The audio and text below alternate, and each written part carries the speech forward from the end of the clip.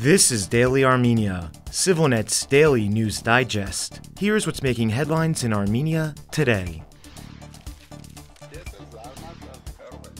Russian-Armenian billionaire Samvel Karapetyan has been placed in pre-trial detention for 2 months following a court ruling late last night. He is accused of publicly calling for the usurpation of power, a charge he denies. Karapetyan's lawyers say the prosecution is politically motivated and unlawful.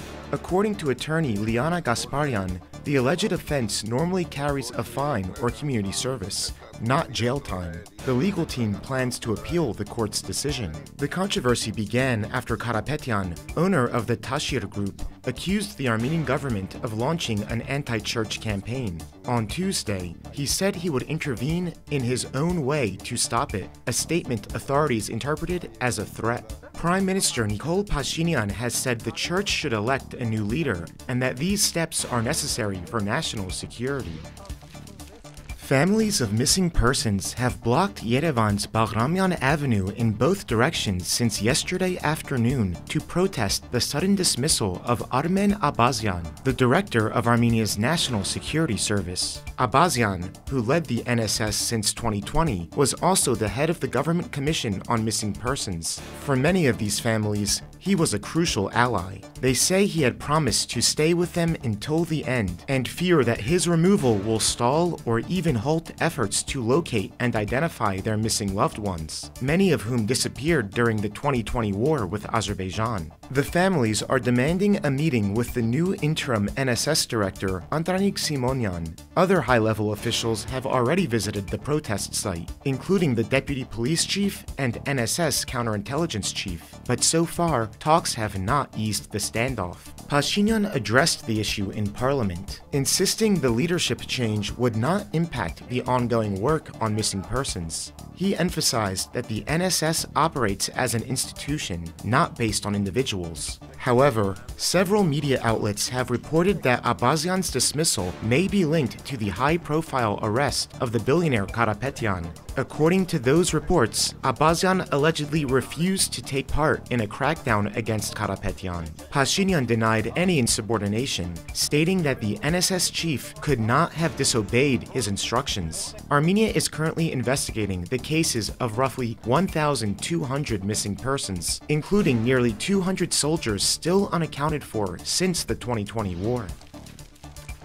Armenia has accused Russia of direct interference in its internal affairs. This comes after a Russian state TV program harshly criticized the Armenian government over Karapetyan's arrest. Foreign Minister Ararat Mirzoyan said a diplomatic note sent to Russia condemned both the TV coverage and public comments by Russian lawmakers. This is not just an insult to our partnership, Mirzoyan said, but a direct attack on Armenia's sovereignty and democracy. The controversy centers on a broadcast by Vladimir Solovyov, a well-known Kremlin mouthpiece, who described Karapetyan as a close friend and lashed out at Pashinyan, even threatening that under him, Armenia might cease to exist as a state. In response, Armenia's high-tech minister, Mokhitar Karapetyan, announced plans to block Russian state propaganda from Armenian media, calling it a national security issue. The offending broadcast has been pulled from Armenia's public multiplex, though it's still accessible online and via cable. Karapetyan also warned about Armenian citizens who spread this content on social media with enthusiasm.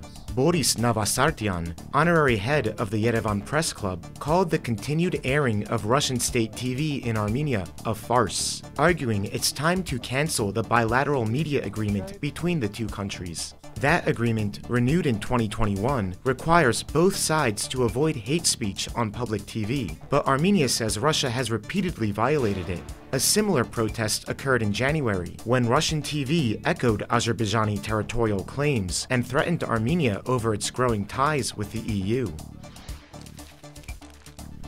SivilNet brings you a weekly roundup of economic stories from Armenia. This week, we cover one of the biggest business stories in recent memory, The government of Armenia is partnering with artificial intelligence startup Firebird and chipmaker NVIDIA to launch a $500 million AI data center and supercomputer. The project underscores the global ambitions of Armenia's dynamic information technology sector and highlights the growing role of high-powered diasporans in the country's economy.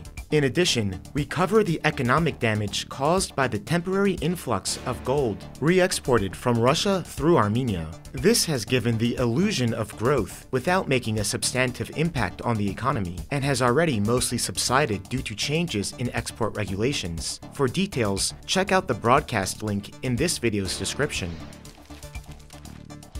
And finally, the CivilNet number of the day is 181,436. That's the number of tourists who visited Armenia in May, according to data from the country's tourism committee. This is the highest number of May visitors ever in Armenia, even beating May 2023, which was a record-breaking year for Armenian tourism. However, considering the year to date, 2025 is still trailing 2023 by over 100,000 visitors. Ongoing flight suspensions due to attacks on Iran may have a negative impact as well. So far this year, 37% of visitors to Armenia are from Russia, 15% from Georgia, and 8% from Iran, distantly followed by India and China at 1% each.